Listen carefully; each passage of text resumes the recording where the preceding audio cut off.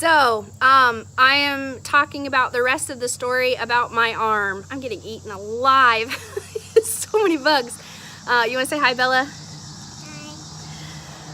Hi. There's so many cars tonight because it's such a nice night.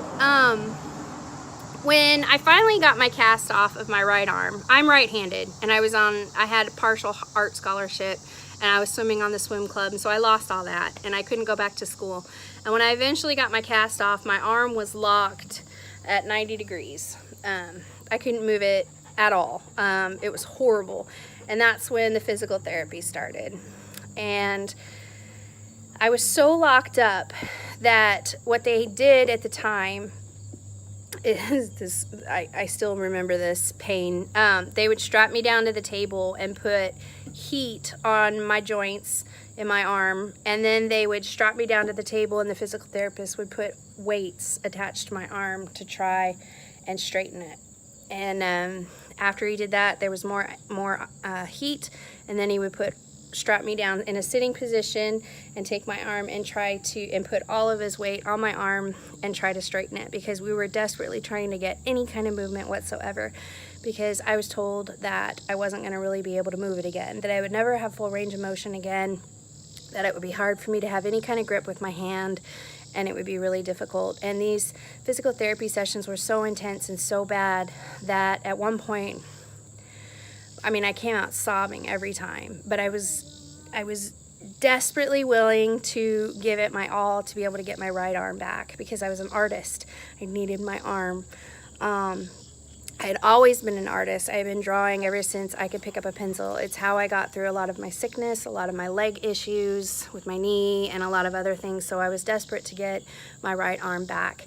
I was trying to use my left hand, and it was a disaster.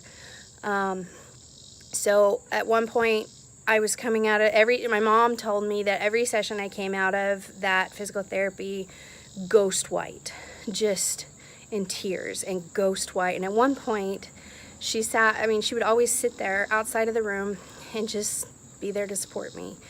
And at one point, she looked at me and she's like, "You don't have to do this. You'll be okay. It's okay if you can't draw again. You don't have to keep putting yourself through this. It's killing you."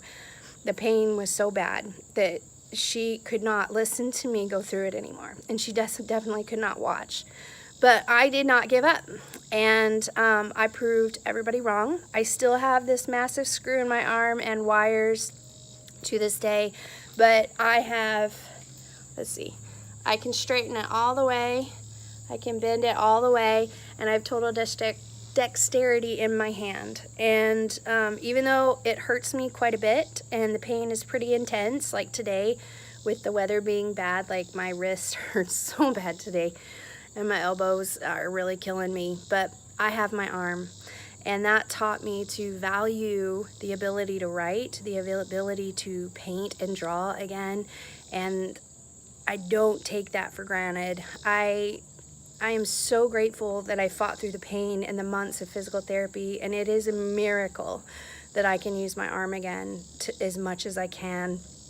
And I will never forget that, and I try really hard never to forget that my ability to write, my ability to use my arm, yes, I'm getting eaten up. My ability to have held my babies when they were babies, and when I value that so much because of how hard I had to work to get that arm back.